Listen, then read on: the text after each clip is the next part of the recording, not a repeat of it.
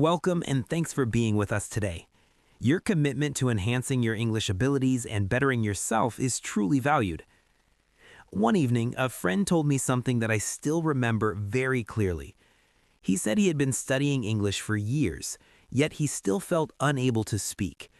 Every time he opened a vocabulary book, he saw long lists of unfamiliar words. Some teachers said he should know 5,000 words. Other people suggested 8,000. And sometimes the number even reached 10,000. After hearing those numbers again and again, he slowly started believing something. English was simply too big for him. He felt that no matter how much he studied, he would always be behind. So he followed the advice that many learners received. He tried to memorize more vocabulary every day. He wrote hundreds of words into notebooks. He reviewed those pages again and again. He spent many evenings repeating the same lists. But when someone asked him a simple question in English, something strange happened. The words he studied refused to appear. He understood many words while reading, yet when he tried to speak, his mind became completely empty. So he made a conclusion that seemed very logical. His vocabulary was still too small. But the real reason for his difficulty was something else entirely. After hearing his story, I started paying closer attention to how people actually speak English. The more I listened, the more I noticed a surprising pattern. Most conversations were built with a very small set of words. When native speakers talk with each other, they do not constantly search for complicated vocabulary. Instead, they rely on words that appear again and again. Words such as go, make, take, get, come, do, think, want, see, and know. These words are extremely basic. Almost every English learner meets them in the first few lessons. But what makes them powerful is how often they appear. You can hear them during conversations at home. You can hear them when people talk while walking outside. You can hear them in offices and workplaces. You can also hear them in relaxed conversations between friends.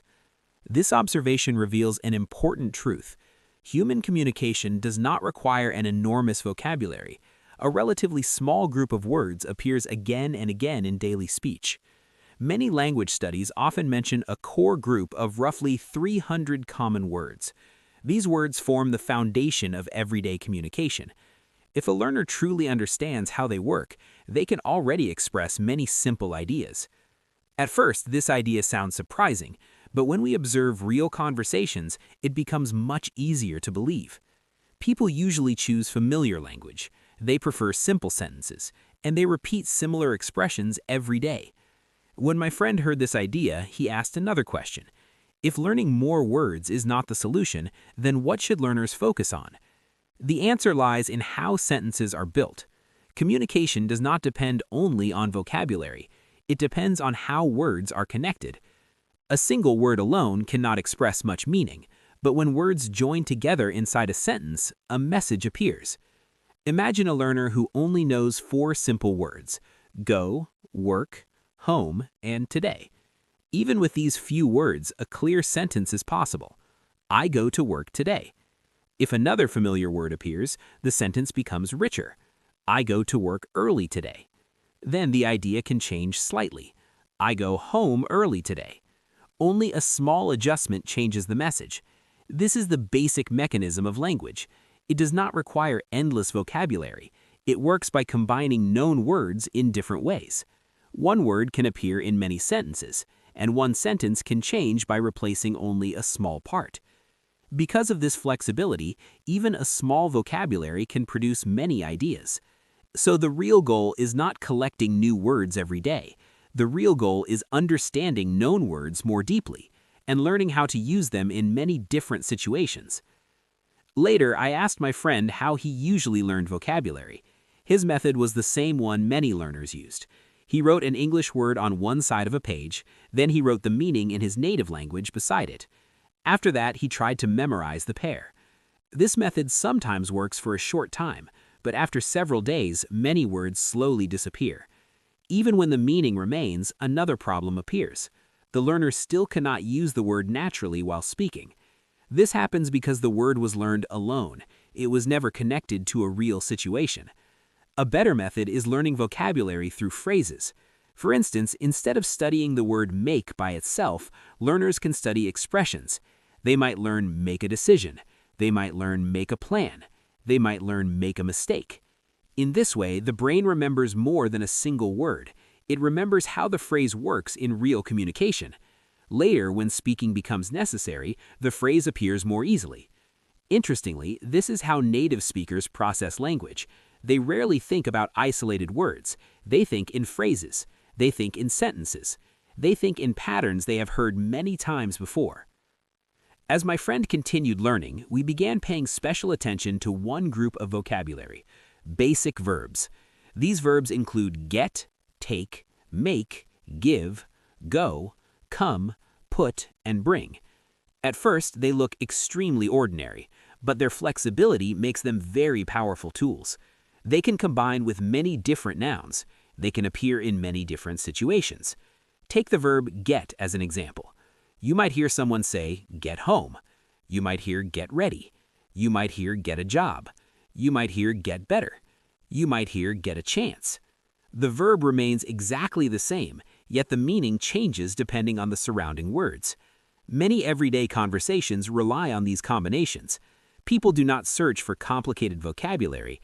They usually choose a familiar verb. Then they add a few supporting words. That simple structure communicates the message. Because of this, learners benefit greatly from focusing on these verbs. They should not only memorize the meanings, they should explore the many ways the verbs combine with other words. Each new combination increases the ability to express ideas. Even after understanding these ideas, my friend still needed something else. He needed practice. Knowing explanations is helpful, but fluency only appears through use. Language is not just information in the brain, it is a skill, and every skill improves with repetition. Learners must speak regularly. They must build sentences. They must describe events from their daily life. They can practice alone. They can practice with friends. They can speak with anyone who is willing to listen. The purpose is not perfect grammar. The purpose is constant use.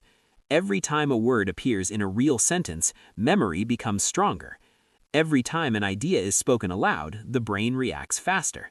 After many repetitions, speaking begins to feel natural. There is no longer a need to translate every thought. Long pauses slowly disappear. Communication becomes smoother. One day during practice, my friend suddenly stopped in the middle of a sentence. He could not remember an important word. Many learners experience this moment. They want to continue speaking, but the vocabulary disappears. Often they become silent. Sometimes they return to their native language. However, communication does not require the perfect word. It only requires a clear idea. If someone forgets the word refrigerator, they can describe it. They can say it is the big box that keeps food cold. If the word calculator disappears, they can explain it differently. They can say it is the small machine used for counting numbers. This strategy is called paraphrasing. It helps speakers continue the conversation. It prevents communication from stopping. Most importantly, it builds confidence. Learners do not need to know every word in English.